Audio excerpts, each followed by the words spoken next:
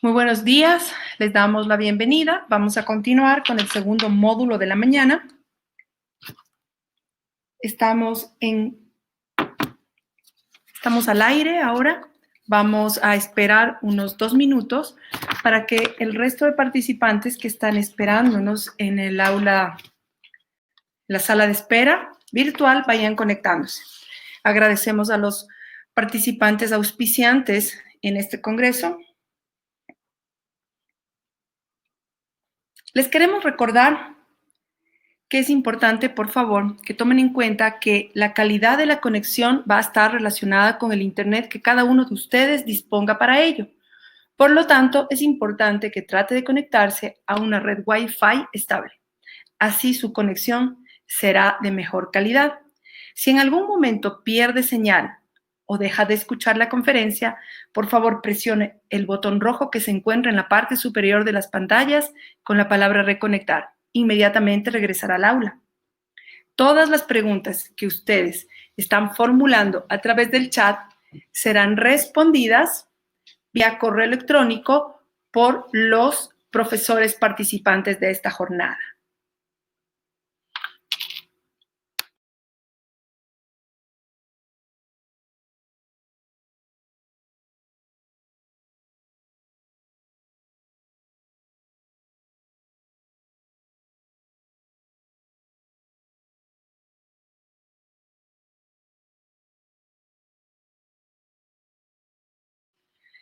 Finalizado este módulo, a las 12:30 aproximadamente, tendremos un receso en la hora del almuerzo, luego de lo cual nos juntaremos nuevamente a las 2 de la tarde para continuar. Vamos a iniciar con las conferencias. Sean todos ustedes bienvenidos. Damos la bienvenida a la siguiente conferencista de este día, la doctora Doris Patricia Jerez. Ella es médico ecuatoriana. Obtuvo su título como doctora en medicina y cirugía en la Universidad de Cuenca. Tiene un título de especialista en pediatría de la Universidad de Cuenca, una subespecialización en gastroenterología y nutrición pediátrica de la Universidad Nacional Autónoma de México, gastroenteróloga pediatra en el Hospital Monte Sinaí, docente de la Universidad Católica de Cuenca. El tema que nos va a presentar la doctora esta mañana es alergia a la proteína de la leche de vaca. Con ustedes, la doctora Patricia Jerez.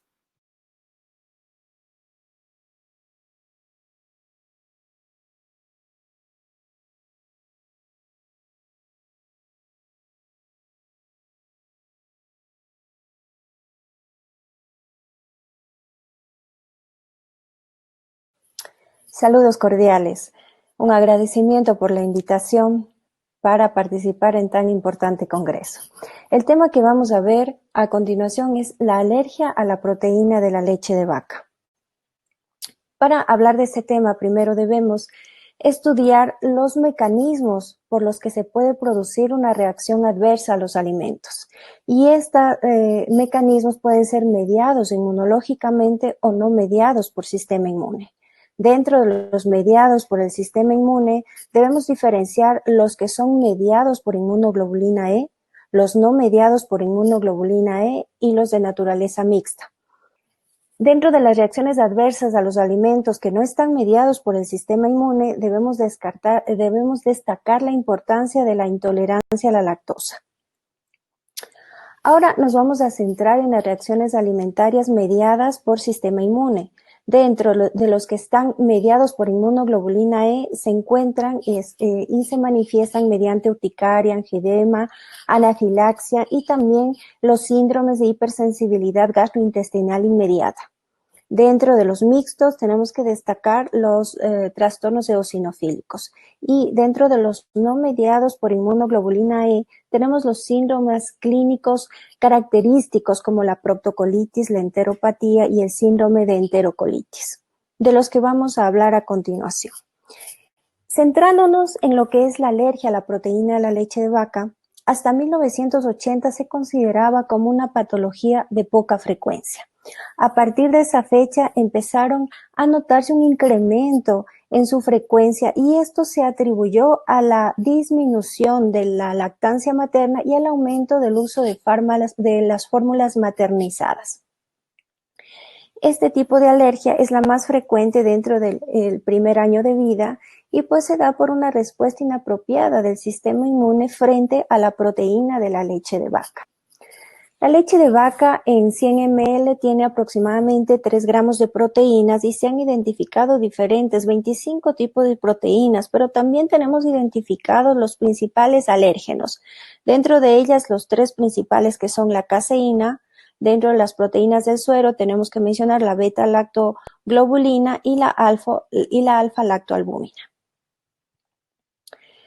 En relación a la alergia a la proteína de la leche de vaca, se han asociado factores de riesgo que predisponen a que un paciente tenga más probabilidad de tener alergia.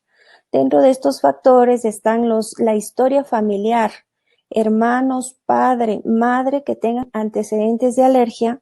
También se han mencionado factores del medio ambiente, el nacimiento por cesárea, la prematuridad, la alimentación con fórmulas maternizadas y también se menciona que tener una historia negativa no descarta este diagnóstico en un paciente que tiene clínica positiva. En la epidemiología se ve que la prevalencia dentro del primer año de vida es de 1.6 hasta 3%. Y en mayores de 6 años disminuye esta prevalencia hasta menos del 1%. En relación a alergia a la proteína de la leche de vaca. Este tipo de alergia se ve que va incrementando cada vez más, sobre todo en los países desarrollados, y su presentación es cada vez más temprano en la vida del paciente. Vamos analizando cada uno de los tipos inmunológicos. La APLB, que es inmunoglobulina E mediada, pues es un tipo de respuesta inmune inmediata que está dado y se caracteriza por un inicio agudo de los síntomas, aproximadamente luego de 1 a 2 horas después de tener el contacto con la proteína alergénica. Y pues se da por un incremento en la producción de inmunoglobulina E, de tal forma que la proteína alergénica se une con esta molécula de inmunoglobulina E en la superficie de los mastocitos, liberando todos los mediadores químicos como histamina, leucotrienos y prostaglandinas, que finalmente van a ser los responsables de las manifestaciones clínicas. Dentro de las manifestaciones clínicas en la PLD mediada por inmunoglobulina E, la mayoría, hasta el 75%, se manifiesta con síntomas dérmicos. En segundo lugar, tenemos las manifestaciones gastrointestinales llegando hasta un 34%. Y en menos proporción, hasta el 8% más síntomas respiratorios. 26% de los pacientes pueden tener afección de más de un órgano y el 1 al 4% puede presentar síntomas de anafilaxia. Es decir, un diagnóstico que requiere ser inmediato y un tratamiento también exhaustivo en estos pacientes por la gravedad de la manifestación. Dentro de los síntomas gastrointestinales que podemos destacar es el vómito en primer lugar, un paciente irritable con dolor abdominal, un paciente con náusea que rechaza el alimento, un paciente con alteración en sus evacuaciones con tendencia a presentar disminución en la consistencia, ¿no? Entonces, el vómito es lo que más llama la atención dentro de la PLB inmunoglobulina E mediada, es un vómito inmediato debido a la rapidez de la respuesta inmune 1 a 2 horas luego de la exposición al alimento que tiene la proteína alergénica. Esta se presenta más frecuentemente en menores de 12 meses y puede manifestarse también como una enfermedad por reflujo gastroesofágico, alteraciones en el hábito intestinal, un paciente que rechaza el alimento, un paciente que está irritable y con llanto constante. ¿Cómo hacemos el diagnóstico? Pues en toda alergia alimentaria, la historia clínica, la anamnesis, el examen físico, constituyen un punto primordial para el diagnóstico. Y claro, en la PLB mediada por inmunoglobulina E, también tenemos métodos diagnósticos de los cuales nos podemos ayudar, como el skin prick test y la inmunoglobulina E específica. Si tenemos uno de estos dos pruebas positivas más la clínica positiva, ya tenemos un diagnóstico.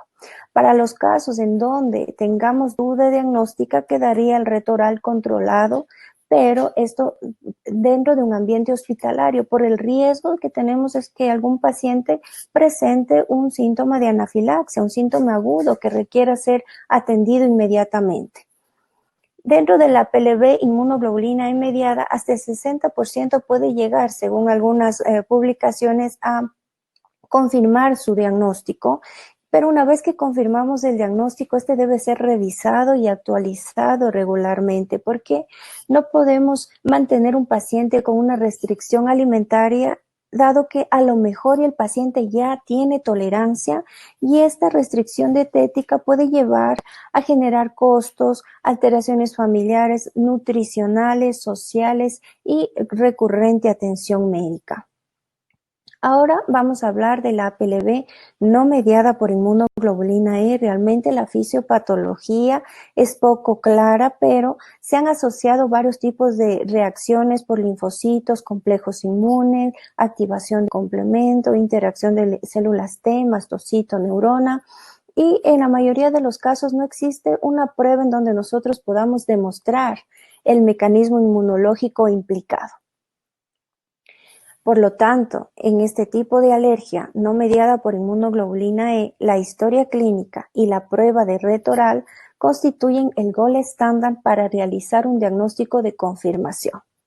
En este caso, a diferencia de la alergia mediada por inmunoglobulina E, los síntomas gastrointestinales suelen retrasarse en su aparición luego de la exposición al alergeno y también pueden determinar una presentación en algunos casos de tipo crónica. Puede simular también trastornos gastrointestinales como enfermedad por reflujo gastroesofágico, cólico y estreñimiento. Es decir, puede ser pacientes que tengan estas manifestaciones clínicas y de pronto tengan de base una alergia alimentaria. Pero ojo que también hay reporte de sobrediagnósticos. Es decir, pacientes que tienen un cólico de lactante y están ya con restricción dietética sin ser una alergia alimentaria. Dentro de este tipo de alergia debemos destacar la sintomatología predominantemente digestiva. Y aquí se incluyen 3 síndromes importantes, la proctocolitis, la enteropatía y la enterocolitis, que son inducidas por proteínas alimentarias. En relación al síndrome de enterocolitis inducida por proteínas alimentarias, pues afecta a todo el tracto gastrointestinal, de ahí que la sintomatología puede ser tan grave que lleve al paciente a requerir atención de urgencia por una emesis intratable que cause una alteración metabólica o choque hipovolémico en el paciente. Y también la podemos clasificar de acuerdo al momento en donde aparecen los síntomas. Vamos a denominar agudos cuando los síntomas aparecen horas después de la exposición al alimento, o crónico cuando estos síntomas aparecen días o semanas después.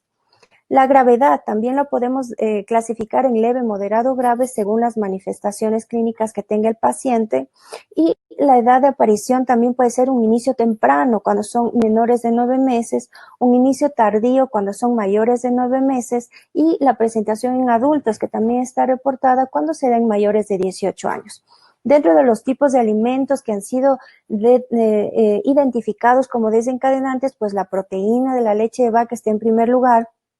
También se ha mencionado la soya y también alimentos sólidos en los lactantes que ya han empezado la alimentación complementaria.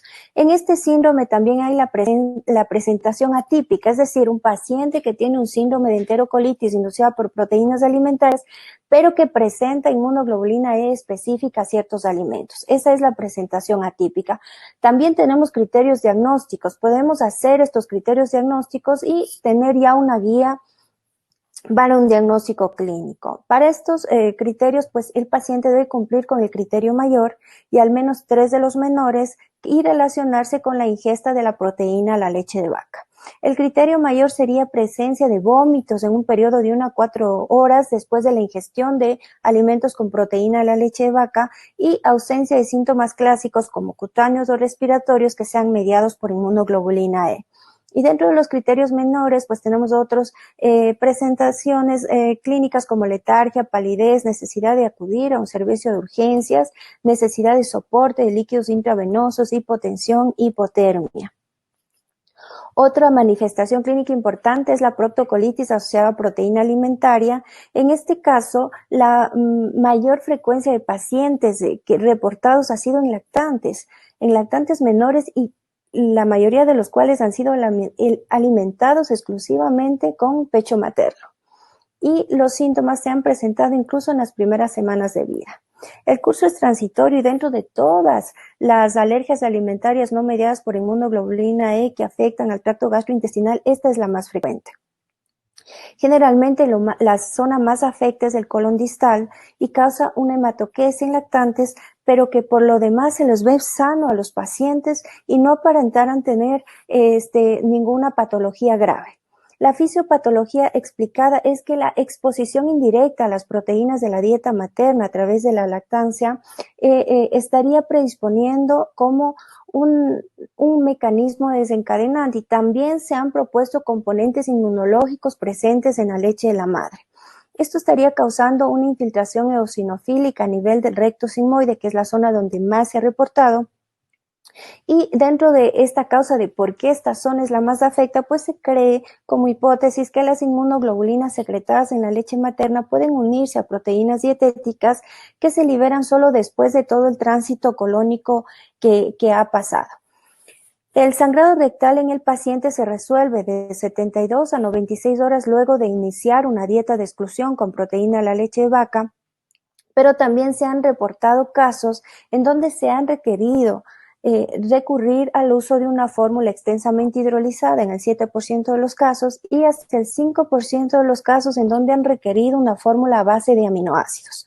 Dentro de los hallazgos que se han reportado son erosiones superficiales, la hiperplasia nodular linfoide y también histológicamente el conteo de eosinófilos. ¿Cómo hacemos el diagnóstico? Historia clínica y prueba de red oral. Sabemos que la inmunoglobulina E específica y el skin prick test aquí no tiene mayor asistencia, tiene una asistencia muy limitada, por lo que nos tenemos que basar en historia clínica y red oral, pero no nos olvidemos de hacer los diagnósticos diferenciales de otras causas de sangrado rectal que pudieron estar afectando al paciente, como una invaginación, un vólvulo, una enterocolitis o un proceso infeccioso.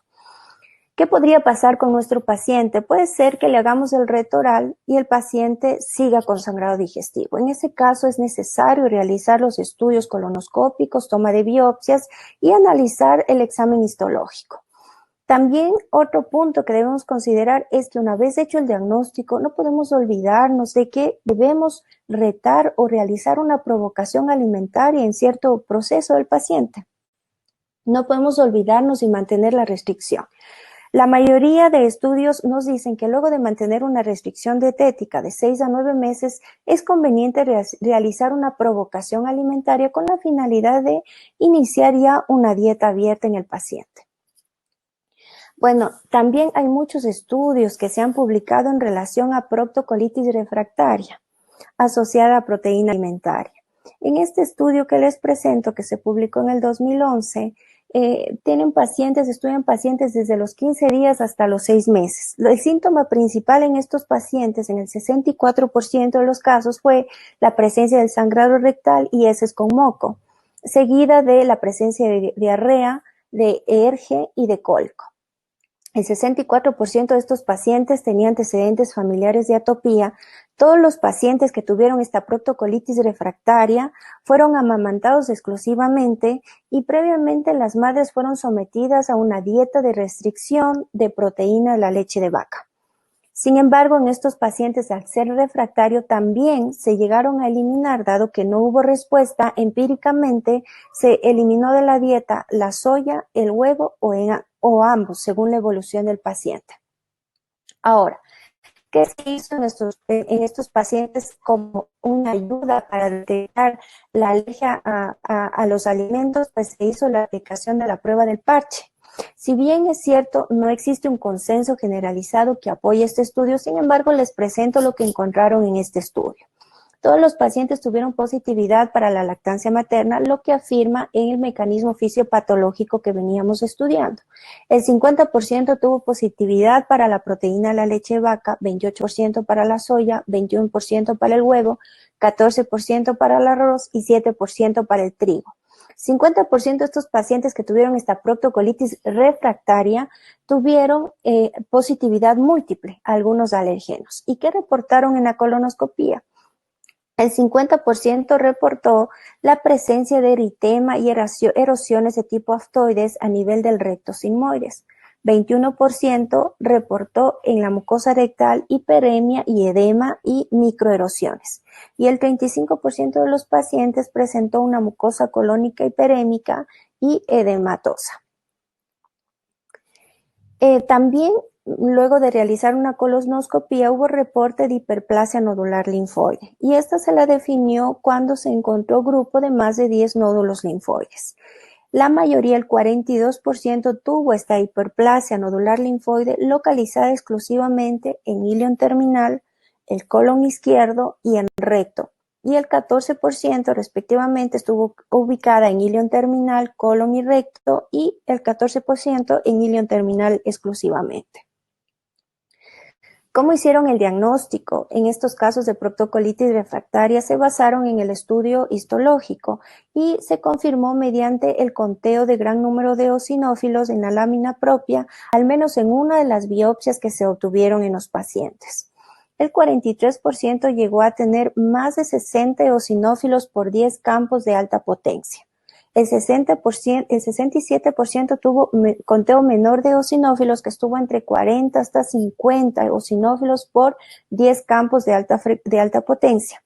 Y también se reportaron signos inespecíficos de inflamación como edema, infiltrado linfoplasmocítico, y también se conservó en todos los casos la arquitectura global de la mucosa. Este es otro estudio publicado en el 2010 en donde estudian a lactantes de 1 a 22 meses que presentaron sangrado del tubo digestivo bajo. Los hallazgos endoscópicos en este estudio reportados fueron el eritema focal de la mucosa, equimosis y ulceraciones aftosas. En histología se comprobó una infiltración eosinofílica característica en la lámina propia, en donde llegaron a tener de 5 a 15 eosinófilos por campo de gran aumento. Esos fueron los parámetros histológicos para confirmar el diagnóstico. El valor normal se consideró un conteo por debajo de 5 eosinófilos por campo de alto poder. Y ocasionalmente también se reportó la asociación con hiperplasia folicular linfoide. Este es un estudio mexicano que se publicó en el 2015, en donde se estudiaron 116 pacientes pediátricos que presentaron sintomatología positiva para alergia alimentaria. En estos pacientes se les realizó estudio colonoscópico. En el 44.8% de las biopsias tuvieron positividad para conteo de eosinófilos, con más de 15 eosinófilos por campo de alto poder, y las alteraciones endoscópicas que ellos encontraron se presentaron en el 33% de los pacientes. Reportaron eritema focal, presencia de erosiones, y únicamente en 3 de ellos hiperplasia nodular linfoide. Entonces, en este estudio, ellos concluyen, al ver que las alteraciones endoscópicas fueron menores a la positividad histológica, ellos recomiendan realizar los estudios colonoscópicos y el análisis histológico, y ya que no existe una correlación en su estudio, es decir, los hallazgos histológicos superaron a los hallazgos macroscópicos que ellos pudieron encontrar. Para el caso de la proctocolitis no tenemos criterios diagnósticos como tal, pero sí tenemos características clínicas que nos van a guiar, ¿no? Para el diagnóstico es imprescindible hacer la prueba de provocación de 2 a 4 semanas de retirar la proteína de la leche de vaca, y siempre que han desaparecido los síntomas, realizar la provocación. ¿Qué podemos encontrar? Pues la sangre, la presencia de sangre y moco en las heces, que ha sido lo que la mayoría de estudios han reportado, un alimento en un paciente que por lo demás se le ve muy sano, que recibe lactancia materna o fórmula maternizada. Hay ausencia de fallo de medro, ausencia de ficción del estado general, Los coprocultivos están negativos, desaparece el sangrado al retirar la proteína de la leche de vaca y reaparecen los síntomas al realizar la provocación. Y el tercer cuadro clínico importante es la enteropatía inducida por proteínas alimentarias. Esta afecta el intestino delgado, pero en los segmentos bajos. Realmente la prevalencia no está bien definida. La fisiopatología se cree que la enteritis alérgica en los lactantes se da por un tracto digestivo que es inmaduro, tanto en la mucosa como en su sistema inmunológico. Y esto está ocasionando un daño estructural. Sobre todo se ha localizado este daño a nivel de yeyuno, que causa una infiltración de células T y como consecuencia mala absorción y falla de crecimiento. En relación al cuadro clínico, los pacientes pueden presentar síndromes muy parecidos a la enfermedad celíaca, manifestando diarrea crónica, mala absorción, esteatorrea, retraso en el crecimiento, pero en este caso los pacientes responden positivamente a la eliminación de la proteína de la leche de vaca. En estos pacientes puede haber un daño significativo de la mucosa que pueden llevar a que estos pacientes tengan secundariamente intolerancia a los carbohidratos, lo cual también tenemos que tener en cuenta el rato que empezamos a tratar a los pacientes y en planificar su aporte nutricional. En la enteropatía inducida por proteínas, la evaluación endoscópica es básica, es importante y respalda el diagnóstico. ¿Qué hallazgos se han reportado similares a la enfermedad celíaca, pero tienden a ser menos severos? Se reporta atrofia de las vellosidades y hiperplasia de criptas. Igualmente, no hay criterios diagnósticos, pero sí tenemos características clínicas que nos guían. Para el diagnóstico de la enteropatía, pues igualmente se requiere que realizar la prueba de red oral, ¿no? De 4 a 6 semanas, aquí se prolonga un poco más la retirada de la proteína de la leche de vaca antes de la desaparición completa de los síntomas, dado el daño mucho más acucioso. ¿Y qué podemos presentar en estos pacientes? ¿Qué podemos encontrar? Anorexia, rechazo a las tomas. Inicialmente la afección puede expresarse con vómitos intermitentes y con estreñimiento. Posteriormente la diarrea se instaura y claro, desaparece al realizar el reto oral y al realizar la provocación nuevamente empiezan a presentar los síntomas descritos. Pues todas las alteraciones que se han descrito en relación a pacientes pediátricos que han presentado historias o diagnósticos de alergia alimentaria van desde la hiperplasia folicular linfoidea. También se ha reportado estas lesiones aftoides, las úlceras también, y claro, estas lesiones lo que están llevando es a instaurar una anemia en los pacientes pediátricos y son pacientes con anemias crónicas que son resistentes al tratamiento convencional. Entonces, por ahí también tenemos otro dato que nos va a guiar. Aquí tenemos un cuadro en donde nos hace una diferenciación muy útil para hacer rápidamente las diferencias entre estos tres cuadros clínicos característicos, ¿no? En el caso de los alimentos más comúnmente relacionados, vemos que la proteína, la leche de vaca está en primer lugar en las tres entidades, pero que también se han identificado otros alimentos, ¿no?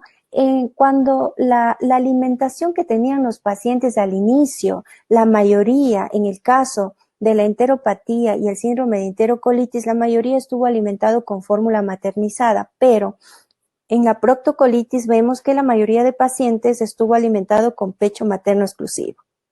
De ahí que nos explicamos nuevamente la fisiopatología de la que hablábamos. Y también hace una diferencia en relación a la presentación clínica de cada uno de ellos para irnos ubicando un poco más claramente en el diagnóstico. Los estudios de laboratorio, lo que podemos encontrar en los estudios de heces y también las características de los estudios endoscópicos y de la histología. En los casos de la proctocolitis hemos visto que pueden presentar cuadros de colitis focal leve, la infiltración de eosinófilos y la hiperplasia linfonodular. En el caso de la enteropatía, pues la atrofia de las vellosidades y la hiperplasia de criptas. Y en la enterocolitis, una mucosa muy friable con presencia de úlceras, atrofia de vellosidades, absceso de criptas y los infiltrados de células inflamatorias. En las evaluaciones diagnósticas, pues, ¿qué vamos a ver?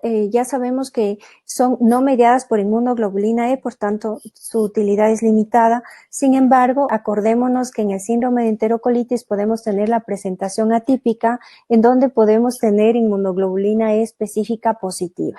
Y el tratamiento, pues en las tres entidades, la restricción alimentaria es el tratamiento de elección. Bueno, y para ir, vamos sacando conclusiones de lo que hemos visto y de la mayoría de reportes que se han realizado hasta el momento. La proteína para la leche de vaca sigue siendo la proteína nutricional más comúnmente responsable del desarrollo de síntomas de enteritis alérgica, pero no podemos dejar de lado los nuevos reportes, sobre todo en los casos en donde no hay una buena respuesta a la terapia de la eliminación. Y debemos tener en cuenta otros alimentos como el huevo, el pescado, el maíz, la soya y el arroz. Y veíamos algunos reportes de estas protocolitis refractarias al tratamiento. También la identificación de las proteínas alimentarias es un campo que requiere todavía consensuar. Indicaciones. Se enfatiza en que las pruebas a la edad pediátrica y la edad de las pruebas de los pacientes, pues puede dar frecuentemente falsos positivos. Sin embargo, pues son una herramienta que todavía tenemos que seguir investigando la utilidad. Por lo tanto, hasta el momento, la historia clínica y la prueba de red oral sigue siendo el gol estándar para hacer un diagnóstico, y también la provocación en el caso de que para confirmar.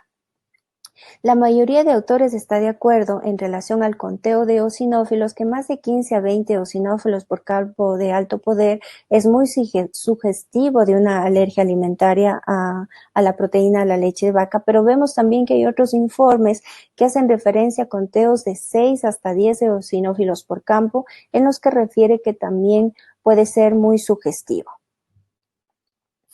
Si un niño es amamantado exclusivamente, se recomienda eliminar los productos alimentarios alergénicos de la dieta de la madre, y en talos casos la madre tiene que ser suplementada adecuadamente con vitaminas, minerales, incluido una cantidad de al menos de 1000 miligramos de calcio al día en la materna.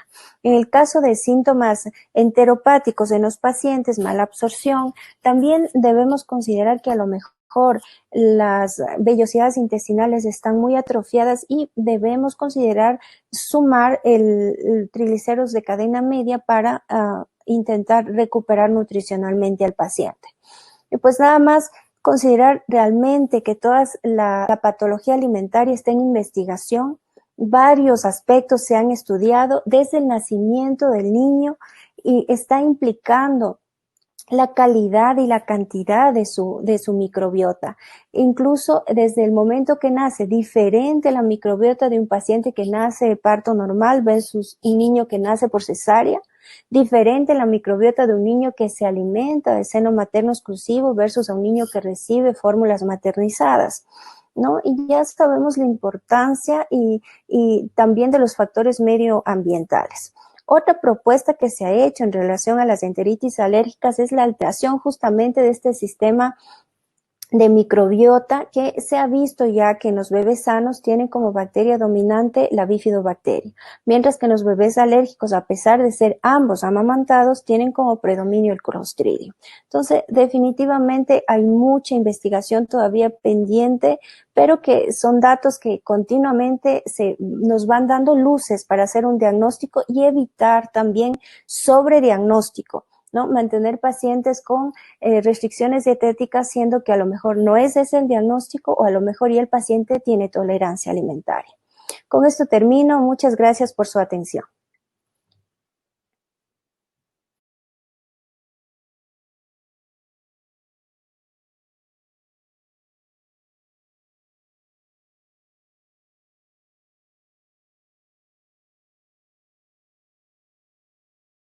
Muchísimas gracias, doctora. Vamos a continuar con la conferencia.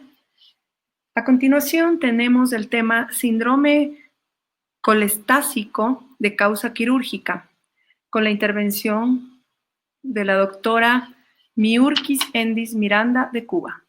La doctora es especialista en cirugía pediátrica, la Facultad de Ciencias Médicas Enrique Cabrera, Instituto Superior de Ciencias Médicas de La Habana, Cuba. Doctora en Medicina de la Facultad de Medicina Zoilo Marielo Vidarrueta, Las Tunas, Instituto Superior de Ciencias Médicas, seleccionada con título de oro. Miembro numerario de la Sociedad Cubana de Cirugía Pediátrica, Servicio de Cirugía Pediátrica, Hospital La Paz, Madrid, docente de posgrado de Pediatría de la Universidad de Cuenca, responsable del Departamento de Pediatría del Hospital Vicente Corral Moscoso, cirujana pediátrica en el Hospital Vicente Corral Moscoso, cirujana pediátrica en la Clínica Santana. Muchas gracias. Adelante, doctora Endis, por favor.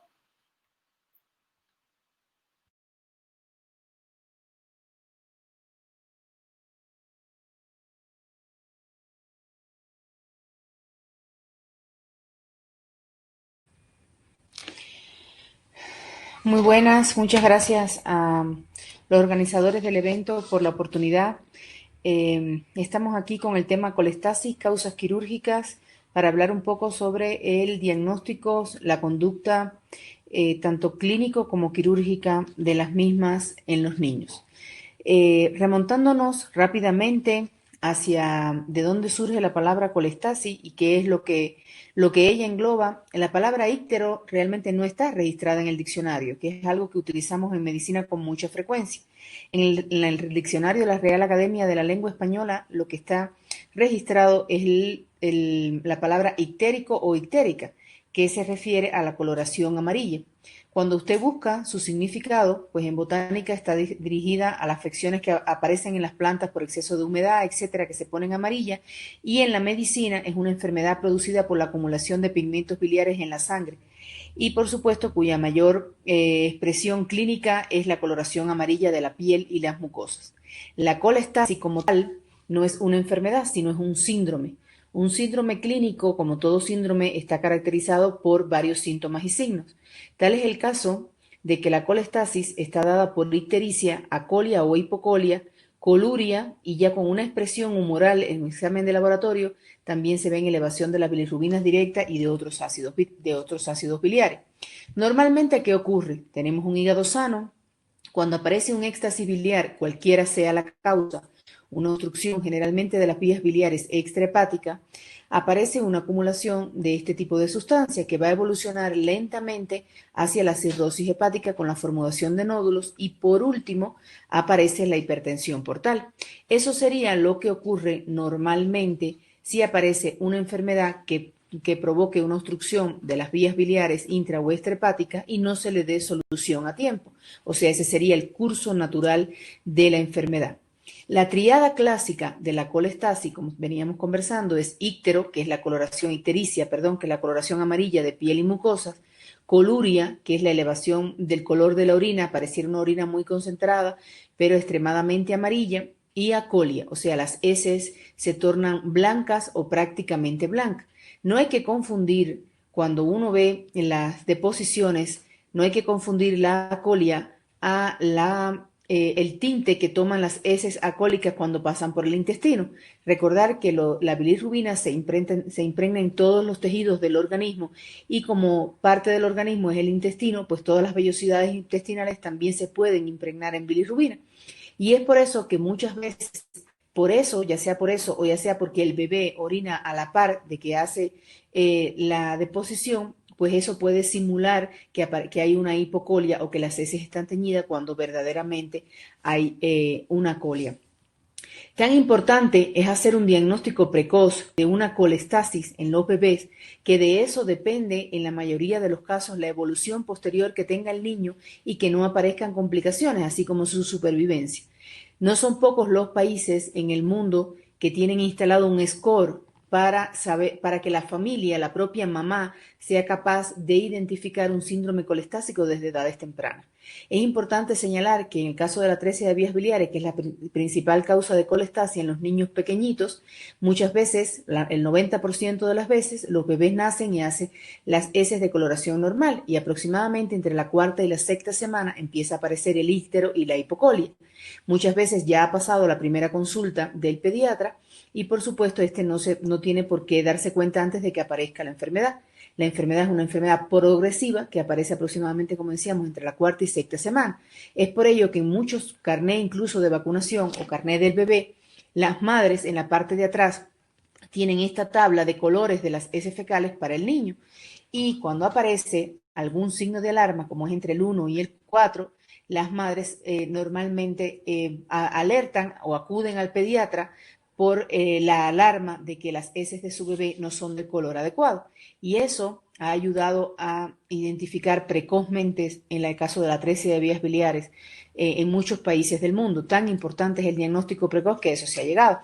Normalmente, cuando enfrentamos a un paciente con colestasis, un paciente pediátrico con colestasis generalmente pequeño, no es simplemente un síndrome colestásico aislado, sino que existen muchas características que acompañan a este tipo de paciente independientemente de cuál sea la causa que está provocando el síndrome colestásico.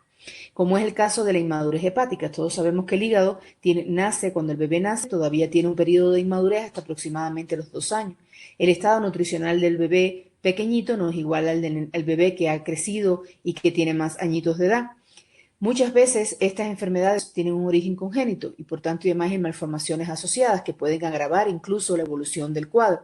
Existe además inmadurez inmunológica, muchos niñitos tienen una edad gestacional precoz y el tamaño de las estructuras de los niños no es igual. A todo esto, este tipo de bebé se añade el uso de nutrición parenteral. Muchos niñitos cuando nacen van a la neonatología, no necesariamente por su colestasis, sino la colestasis puede ser secundaria a la sepsis o la aparición de otras enfermedades. Usan nutrición parenteral, aparecen el uso de medicamentos que pueden ser o no hepatotóxicos, medicamentos como las cefalosporinas, por ejemplo, que pueden espesar la vía biliar, la furosemida, etcétera. Y todo esto puede desembocar a la larga en un síndrome colestásico que puede incluso en algún momento requerir una intervención quirúrgica, aunque generalmente puede resolver con tratamiento médico. El diagnóstico diferencial de las colestasis neonatales, generalmente los clínicos diferencian las causas médicas de las quirúrgicas, o sea, se descartan las hepatitis neonatales, las enfermedades metabólicas, aunque las 5 causas más importantes desde el punto de vista quirúrgico que pueden llevar a un médico a intervenir a un paciente y que es importante descartar porque las complicaciones pueden verse con mucha más frecuencia son la atresia de vías biliares, el quiste del colédoco, la perforación espontánea de vía biliar, el síndrome de bilis espesa y la colelitiasis. El resto de las causas médicas con tratamiento médico y con el diagnóstico adecuado, pues por decirlo de alguna manera, pasadas las 6 o 8 semanas de vida aún se puede hacer y el pronóstico no va a cambiar. Pero si a una de estas causas no se hace un diagnóstico precoz, el pronóstico del niño sí puede variar considerablemente debido a las complicaciones que se presentan. Tal es el caso entonces cuando estamos delante de un paciente con una colestasis que tenemos que ver, ¿es un paciente con una colestasis con función hepática normal o con función hepática alterada? Si es un paciente con función hepática alterada, con un TP prolongado, se inicia vitamina K parenteral. Generalmente en esas primeras 72 horas donde se inicia la vitamina K para la corrección de los tiempos de coagulación, se hacen estudios para descartar causas metabólicas y virales. Si la función hepática es normal o se corrigió con la vitamina K y el paciente, como decíamos, tiene un clásico síndrome colestásico de íctero, coluria y acolia, pues entonces hay que plantearse una de las 5 causas fundamentales quirúrgicas, que como le decía, es muy importante hacer el diagnóstico, sobre todo antes de las 8 semanas de vida en el caso de la atresia de vías biliares, porque de ello depende el pronóstico que tenga el bebé a continuación, una vez realizada la cirugía. La atresia de vías biliares es una enfermedad que por desgracia tiene serias complicaciones porque aún interviniéndola a tiempo es posible que sus resultados no siempre es el que esperamos y desgraciadamente evoluciona hacia la cirrosis. Es una enfermedad que durante muchos años los médicos, los científicos han tratado de buscarle la solución. Entonces, muchas veces nos centramos en que todo está escrito sobre una enfermedad, y si así hubiera sido, la atresia de vías biliares hoy no tuviera cura, porque inicialmente la atresia de vías biliares fue vista como una ausencia de drenaje de la bilis en las vías biliares extrahepáticas, y curiosamente algunos cirujanos buscaron la manera de drenar o de restablecer el flujo de la bilis en la salida del hígado. Ese es el caso de la cirugía de Kasai, que realmente, como muchas cosas en la ciencia, fue un hallazgo, porque él lo que hizo fue ver a su profesor como con un sangrado en el lecho del hígado, en el lecho biliar. El profesor suturó el duodeno tratando de detener el sangrado, y varios días después el paciente desapareció el íctero, apareció unas heces fecales, aparecieron teñidas. Desgraciadamente, 15 días después, el paciente muere, probablemente por una colangitis, y cuando hace la autopsia observan que había una fístula entre las vías biliares, en la placa biliar y el duodeno. Esto hace que cuando él se hizo tratante, cuando se hizo especialista, él empieza a perfeccionar la técnica y utiliza entonces la IDRUC para evitar la colangitis, y empieza a hacer secciones en la placa biliares cada vez más adentro hasta que la técnica llega a la que tenemos hoy en día. Si nos hubiéramos quedado con esa técnica, pues los pacientes que hubieran drenado hubieran vivido, algunos no hacen colangitis, pueden vivir 5, 7, 8, 10 años, 14, 16 años, hasta 20 años se ha descrito pacientes con un buen drenaje de la atresia de vías biliares, y en ese momento, como es una enfermedad que en muchas de las causas ya ha empezado un proceso de fibrosis hepática, pues llega un momento en que en algún momento de su vida va a necesitar un trasplante hepático. Entonces, una perspectiva diferente fue la de Thomas Starr en el año 1967, cuando esta misma enfermedad la vio desde otro punto de vista, y vio el Kasai solo como un puente para que el niño creciera y pudiera llegar en mejores condiciones a un trasplante hepático. Tal es así que el primer trasplante hepático descrito en la historia es en una niña de 2 años con atresia de vías biliares. No sobrevivió a la cirugía, pero dio paso a una era para entender que el Kasai era solo un puente para llegar a este tratamiento definitivo, que era el trasplante, en unas mejores condiciones. La atresia de vías biliares ha tenido múltiples clasificaciones, pero realmente desde el punto de vista objetivo creo que solo tiene valor para el cirujano, cuando tiene una clasificación, incluso para tratar de explicar cuál va a ser el pronóstico. Si la atresia de vías biliares es solo de la vías biliares extrahepáticas, si es la extrahepática y la intrahepática, o si es solo de las vías biliares extrahepáticas, que eso sería lo ideal, porque podemos hacer una resección. Recordar que la atresia de vías biliares es un proceso obliterativo y ascendente, que empieza alrededor de la tercera, cuarta semana, y es por eso que si operamos antes de la semana octava, es muy probable que el proceso de obliteración no haya llegado completamente a la placa biliar, y es por eso que podamos tener un mejor resultado. De ahí la importancia, reitero, del diagnóstico precoz, porque de eso depende mucho. Existen en la actualidad muchos mecanismos que los pediatras han utilizado para mantener desde el punto de vista científico actualizado la conducta con este tipo de pacientes, tanto para el diagnóstico, el tratamiento quirúrgico, como el seguimiento posterior, porque es muy importante el seguimiento posterior que se le dé a este tipo de paciente. No es igual a un paciente de la edad pediátrica normal. Esta diapositiva traje porque realmente haciendo alusión a tratar de encontrar nuevas formas más objetivas de presentar la atresia de vías biliares para el resto, para los médicos en sentido general, se ha buscado, la clasificación más reciente es la que está asociada a malformaciones, como es el caso del síndrome de poliesplenia. Es completamente congénita, no es un proceso obliterante, existe acolia desde el nacimiento. El íctero empieza a aparecer desde la primera semana, incluso muchas veces lo confunden con un íctero del recién nacido, y cuando ven que a partir de la segunda o tercera semana no resuelve, entonces se fijan en la acolia y en todo lo demás, pero generalmente ese es solo un 5% de los casos de atresia de vías biliares. La variedad tipo quística es una de las más frecuentes porque parecía un quiste del colédoco cuando realmente era una atresia de vías biliares, las asociadas citomegalovirus y las aisladas. Las aisladas realmente en la actualidad todavía sigue siendo entre el 85 y el 90% de los casos, porque el diagnóstico, la causa fundamental, a pesar de que se han invocado causas genéticas, causas virales, la viral es la que más se sigue en la actualidad todavía aceptando, no está completamente descrito. Cuando tienes un paciente con colestasis, repito, icterocoluria y acolia, pues se inician estudios, los primeros estudios de sangre que van a demostrar una elevación bastante grande de la bilirrubina, la GGT y la fosfatasa alcalina, que son las principales enzimas de colestasis. Unido a ello, ocurre una elevación también de las transaminasas, pero nunca tan grande como es el caso de las hepatitis. Siempre las transaminasas en la atresia de vías biliares están elevadas, pero no como para repetir 2, 3, 4 veces el valor normal, al menos no en el momento inicial, no en el momento del diagnóstico. El ultrasonido es un medio diagnóstico muy importante para hacer el diagnóstico de la atresia de vías biliares, si bien no es un secreto para nadie que es operador dependiente, que depende de 3 cosas fundamentales. Primero es que el bebé tenga 6 horas o más de ayuno. De lo contrario, nos puedes informar una vesícula colapsada cuando en realidad es por un tema de digestivo. Segundo, el equipo sea el adecuado. Y tercero, que la persona esté familiarizada con este tipo de diagnóstico. Existen signos patognomónicos, incluso radiológicos, como es el caso del cordón triangular, etcétera, que pueden orientar hacia el diagnóstico de atresia de vías biliares en las manos adecuadas. Por último, se puede hacer una colangioresonancia, que es el estudio ideal, o una cintigrafía hepática, pero estos estudios no siempre están al alcance de nuestras manos y muchas veces apremia hacer el diagnóstico para tomar la conducta, como le decía antes, de los 2 meses o 2 meses y medio de edad.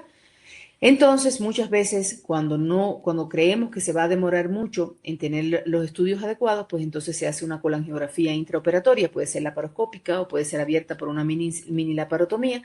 Se inyecta contraste en la vía biliar y cuando se observa una extravasación del contraste que no pasa o porque están obstruidas las vías biliares, se procede a hacer la portoenterotomía de Kasai, que no es más que resecar todas las vías biliares extrahepáticas, llegar hasta la placa biliar lo más intrahepático posible, hacer la sección a nivel de los conductillos y hacer una anastomosis en IDERUT para intentar restablecer lo antes posible el flujo biliar y, de ser posible, y si la cogimos a tiempo, pues entonces seccionar la placa biliar antes de que el proceso obliterativo llegue a ella.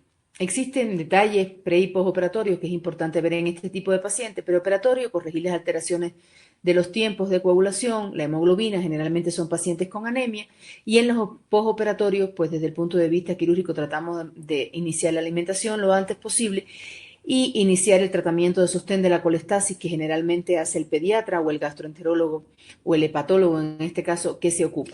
Este tipo de niños tiene un metabolismo acelerado. Los niños con colestasis tienen un metabolismo acelerado. Entonces, dentro del tratamiento de seguimiento, que va incluso a la comunidad, está no solo usar los coleréticos que restablecen el flujo biliar, como el fenobarbital o el ácido ursodeoxycólico, sino que además se necesita un soporte nutricional, vitaminas de las liposolubles, al menos entre 2 y 3 veces a la semana, aunque los tiempos estén normales, la vitamina K se mantiene de 2 a 3 veces a la semana, mientras existe el íctero y existe elevación de las bilirrubinas. La dieta de ellos generalmente es hipercalórica, incluso puede llegar al 150% de sus necesidades basales normales, porque, como decíamos, tienen un catabolismo acelerado este tipo de pacientes, y mantenerlos en un estado nutricional óptimo incluye un poco más de esfuerzo de los pacientes normales. Ellos no tienen una buena absorción de grasa porque, por supuesto, su flujo biliar durante un buen tiempo no va a estar restablecido adecuadamente. Es importante entonces incluir en su dieta algún tipo de fórmulas especiales a base de triglicérido de cadena media, e incluso, además del que existe en la fórmula, darle un suplemento de triglicéridos de cadena media, de aceite de triglicérido de cadena media. Las complicaciones de este tipo de pacientes están basadas fundamentalmente y dependen de su estado nutricional, inmunológico y sobre todo del estado de cirrosis que tenga en el momento de la cirugía. En toda cirugía de Kasai se hace además una biopsia hepática, que es una biopsia hepática centinela o de control. Si el paciente drena, es muy probable que el paciente restablezca la función hepática, recordar que el hígado regenera, y es probable que si el flujo restablecido está al 100% o cercano al 100%, el hígado se restablezca, mejore todas sus funciones, y siempre esa biopsia la vamos a tener para poder comparar en algún momento a los 2 o 3 años, muchas veces, cuál es el estado del hígado, cómo ha evolucionado, hacia dónde ha evolucionado.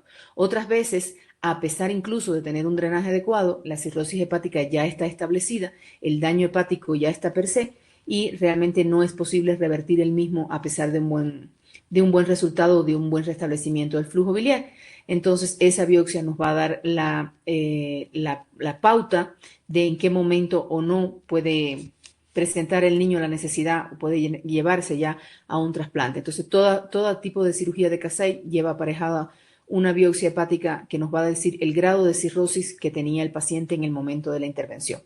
Existen criterios de buen pronóstico, como es el caso como les decía, de un diagnóstico precoz, por debajo de las 8 semanas de vida. Algunos dicen que hasta las 10 semanas. La presencia de bilis durante el acto quirúrgico, si el cirujano ve que al cortar la placa biliar sale bilis, eso es un signo de buen pronóstico. Cuando desaparece la colia, sobre todo durante los primeros 3 meses después de la cirugía, el paciente tiene hasta 3 meses, decimos generalmente, para drenar.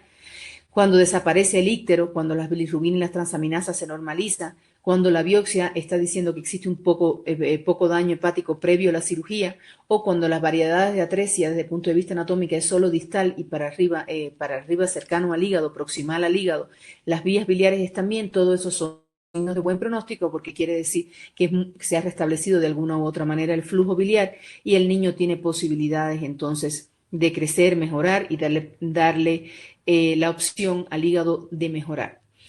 La atresia de vías biliares no tiene una alta incidencia. En los países asiáticos se ve un poco más, con un poco más de frecuencia este tipo de enfermedades. Pero, por ejemplo, este estudio lo traigo a colación porque a partir del año 2011, este es el primer estudio que sale diciendo que si un país, por ejemplo, Inglaterra había tenido, en ese estudio tenía 12 atresia de vías biliares por año y reportaron ellos ese año. Estamos hablando de una atresia de vías biliares por mes. Si cada una se operaba en un centro diferente, pues era muy poco probable que se adquiriera una experiencia en ese tipo de cirugía. Entonces ellos decidieron, como Reino Unido, conjuntamente con su Ministerio de Salud Pública, decidieron designar un solo hospital para tratar este tipo de pacientes. Es así que cuando se hacía el diagnóstico de atresia de vías biliares, los pacientes iban ahí. Así concentraron la experiencia en un pequeño grupo de médicos inicialmente y con esos los resultados mejoraron ostensiblemente porque los médicos pudieron ganar en experiencia en este tipo de cirugía y enfermedad. Los criterios de trasplante para un paciente que ya no fue posible que se restableciera el flujo biliar o que se restableció, pero la enfermedad hepática ya estaba presente y no fue reversible, es el diagnóstico por encima de los 4 meses de edad. Si estamos hablando de que para buen pronóstico necesitamos operar al paciente entre las 8 y las 10 semanas de vida, pues pasadas las 3-4 semanas, 3-4 meses de vida, ya es muy probable que la cirugía de Kasai no haga nada, y entonces con el desarrollo del trasplante los equipos han preferido mandar a los pacientes directamente a trasplante. Un restablecimiento del flujo biliar o ser un restablecimiento incompleto después de la operación, ¿qué tiempo se espera? Aproximadamente 3 meses. Si a los 3 meses el paciente no ha tenido un restablecimiento del flujo biliar o el restablecimiento del flujo biliar ha sido parcial y se mantiene con función hepática alterada, el paciente ya tiene criterio de trasplante. Y la presencia de signos y síntomas de insuficiencia hepatocelular o hipertensión portal grave, que siguen siendo el gol estándar para los criterios de trasplante hepático. La dilatación quística congénita de la vía biliar es otra de las causas de colestasis. Tiene 2 formas de presentación, generalmente la forma infantil por debajo de los 2 años y la forma por encima de los 2 años. Existen varias clasificaciones. La más aceptada en la actualidad sigue siendo la clasificación de Todani, aunque básicamente para lo que nos sirve es para determinar la conducta, porque todas las conductas no son iguales. Como le decía, tiene una forma infantil por debajo de los 2 años, donde aparece generalmente una ictericia obstructiva, o sea, más colestásica pura, acolia y muchas veces hepatomegalia. Pero en niños mayorcitos puede haber dolor abdominal recurrente, íctero intermitente, un tumor palpable en hipocondrio derecho, y si no se sospecha, puede pasar inadvertida o incluso puede ser tratado como una hepatitis viral. Existen varios estudios donde los quistes de colédoco se han diagnosticado de forma, o sea, cuando presenta alguna complicación. Entre las más frecuentes están las colangitis agudas, las hepatolitiasis, la hipertensión portal, porque también lleva a la cirrosis, aunque existen muchas otras complicaciones que pueden llevar. La perforación del quiste del colédoco no es frecuente, pero cuando ocurre generalmente en la etapa neonatal. Es por eso que cuando el niño tiene un diagnóstico incluso prenatal, debe ser observado una vez que nace, porque el crecimiento puede ser lento y se puede incluso esperar semanas hasta la cirugía, o el crecimiento puede ser acelerado y el riesgo de perforación es mayor en el primer mes de vida. Ya después no es frecuente que el quiste de colédoco se perfore. Sí que aparezca litiasis, colangitis, etcétera, pero no que se perfore. El diagnóstico postnatal, pues, se hace con la clínica, los complementarios, generalmente existe un aumento de la bilirrubina directa, un aumento de la fosfatasa alcalina y, por supuesto, también pueden traer trastornos de los tiempos de la coagulación. El diagnóstico se hace con un ultrasonido igual en ayuna, puede hacerse una gamografía o una colangioresonancia, que es lo ideal. La tomografía no ofrece todos los hallazgos necesarios, aunque en ciertos casos puede ayudar, sobre todo si es lo que tenemos a mano, o de lo contrario también se puede hacer una colangiografía intraoperatoria que puede ser laparoscópica o abierta. En el caso de los quistes colédocos también es importante realizar biopsia hepática, porque es recordar que independientemente de la edad en que se presente, puede ser que ya exista un daño hepático asociado a esta enfermedad. Estas imágenes muestran diferentes tipos de quistes. Por ejemplo, este es un quiste tipo 1, todo el colédoco completamente dilatado. Este es un tipo 4, solamente intrahepático en el lado derecho. Y este es el clásico Caroli, que es el tipo 5, donde existen múltiples dilataciones de las vías biliares intrahepáticas. Este paciente que encima es bilateral, pues es muy probable que la única solución sea un trasplante hepático. El riesgo de malignización de los quistes de colédoco está alrededor del 18%, que no es nada despreciable y aparece generalmente pasado los 30 años de edad. Es mucho más frecuente que el de colangitis o que de una cirrosis hepática, pero 18% no es un porciento despreciable de malignización de la vía biliar. Los tipos 1, 2 y 4, pues se realiza resección con hepático y ayunostomía. El tipo 3, que es el coledococele, generalmente resuelve solo con una CEPRE, y los tipos 4 y 5 incluso pueden requerir lobectomía o hasta un trasplante hepático, como le estaba comentando. Lo importante del quiste de colédoco es pensarlo. Cualquier bebé con dolor abdominal recurrente, o cuando el bebé cuando la madre te dice, no, ya él le dio hepatitis una vez y otra vez está amarillo, la segunda hepatitis, uno dice, no puede ser una hepatitis porque no da 2, 3 veces. Una hepatitis A, entonces algo debe estar pasando. Hay que sospecharlo. Generalmente son pacientes con dolor abdominal recurrente, intolerancia a los colecistoquinéticos como el chocolate, el huevo, los granos. Las madres te dicen, esas comidas le caen un poquito mal, le dan gases, le distiende la pancita. Entonces hay que sospechar en la posibilidad de que haya un quiste de colédoco en ese paciente. El síndrome de bilis espesa es un síndrome que puede presentarse solo, puede presentarse como una evolución en los pacientes que están sobre todo en largos tiempos en las áreas críticas con el uso de diferentes medicamentos, o puede presentarse como un estadio inicial de alguna otra enfermedad. La bilis espesa, como su nombre lo indica, es un espesamiento de la bilis o un tapón mucoso. Puede verse en pacientes prematuros que están en la neonatología con el uso de alimentación parenteral, el uso de cefalosporina, el uso prolongado de diuréticos, como es el caso de la furosemida. Todas esas causas pueden espesar la vía biliar. O puede ser que el paciente solamente presente un espesamiento de la vía biliar como expresión de una posible fibrosis quística. A lo mejor el paciente es un fibroquístico y su primera expresión no fue un hilio meconial, sino un espesamiento de la vía biliar. Entonces es muy importante saber que tiene íctero, tiene coluria, tiene acolia, tiene la elevación de las bilirrubinas, pero cuando le hacemos una ecografía, todas las vías biliares intra y extrahepáticas están normales. Incluso a veces las intrahepáticas pueden dilatarse un poquito y es solo por el tapón de bilis. Generalmente este tipo de pacientes se le pone tratamiento con algún colerético como el ácido ursodeoxicólico o el fenobarbital, y si con eso no resuelve, se puede hacer un lavado de la vía biliar, que como pueden ver aquí, se empieza a utilizar la colangiografía, se empieza a inyectar contraste, existe una ausencia de la vía biliar distal, más bien está un poco dilatado el colédoco y las vías biliares intrahepáticas. Ya en el próximo se logra vencer el tapón de bilis, pasa el contraste hasta el duodeno y la vía biliar empieza a dibujarse, y cuando se lava, ya como ven no se ve la vía biliar de adentro del hígado porque ya no existe una resistencia distal, ya todo el lavado y todo el suero y todo el contraste pasa al intestino. Esa es una secuencia de lavado de vía biliar por un síndrome de bilis espesa. Por supuesto, este paciente debe seguir recibiendo tratamiento con ácido ursodeoxicólico, fenobarbital y una dieta adecuada durante los próximos meses hasta su resolución total o hasta el diagnóstico de la enfermedad que le dio origen a esto y el tratamiento de la misma. La perforación de vía biliar no es muy frecuente en pediatría, pero es importante pensarla cuando hay un bebé generalmente pequeño que tiene íctero, coluria, acolia, pero además se le suma ascitis. Y es que, claro, al perforarse la vía biliar, la bilis pasa a la cavidad abdominal, esta es absorbida por el peritoneo, aparece el íctero, pero no es posible porque hay una perforación, un orificio en la vía biliar, no es posible que baje nada de bilis al intestino, y es por tanto que la colia es la más severa de todo. Y el signo patognomónico de esto es la colestasis más ascitis.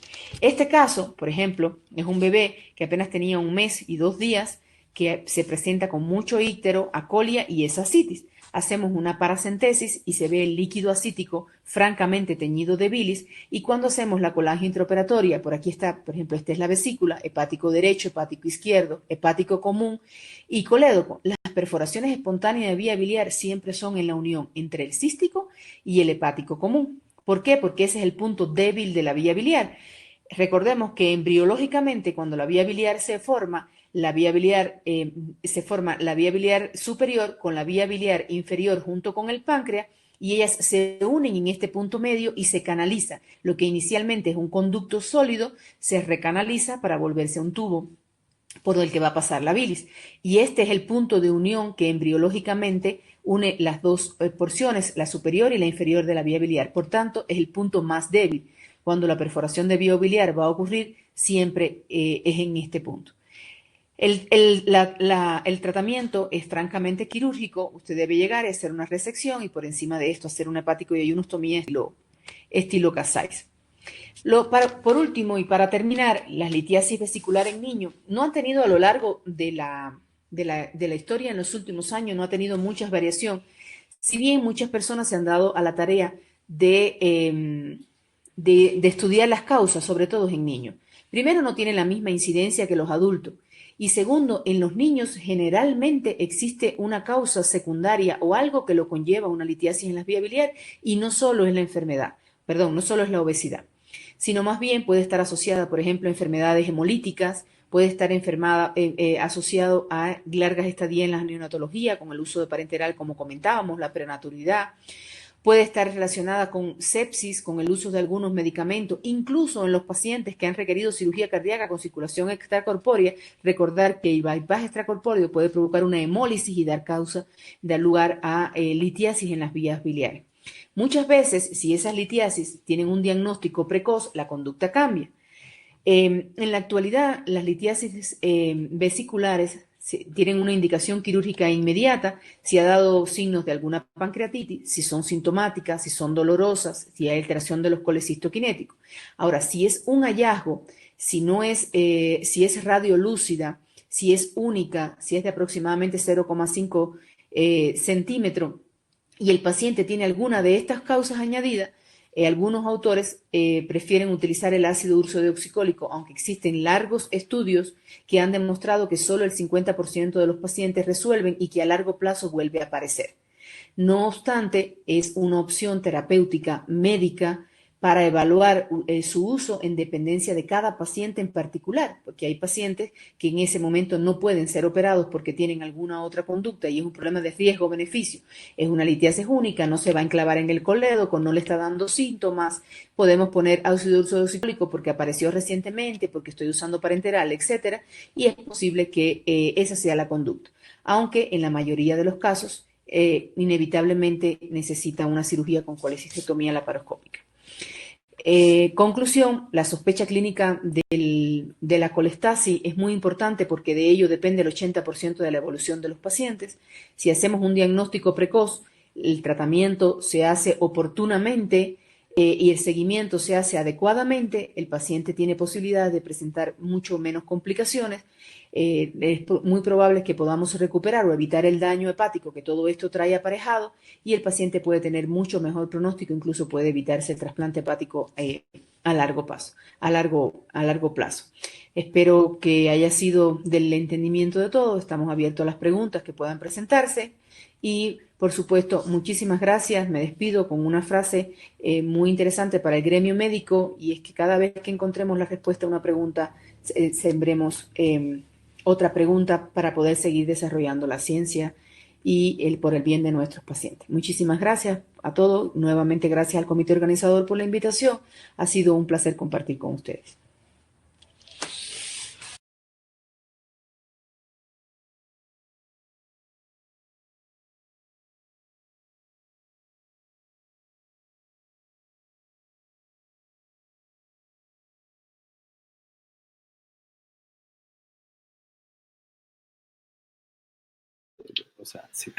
Muchas gracias. Hemos finalizado la jornada de la mañana. Les invitamos, por favor, a reconectarse con nosotros a partir de las 2 de la tarde, donde vamos a continuar con la jornada de la tarde. Tenemos ahora un break, un receso del almuerzo. Les esperamos a las 2 de la tarde. Muchísimas gracias a todos los participantes y a los expositores. Recuerden que las preguntas se contestarán vía email. Muchas gracias. Recuerden solamente refrescar a la pantalla, ingresar con el mismo link. Gracias a los auspiciantes. A las 2 de la tarde nos volvemos a encontrar. Buenas tardes, buen provecho.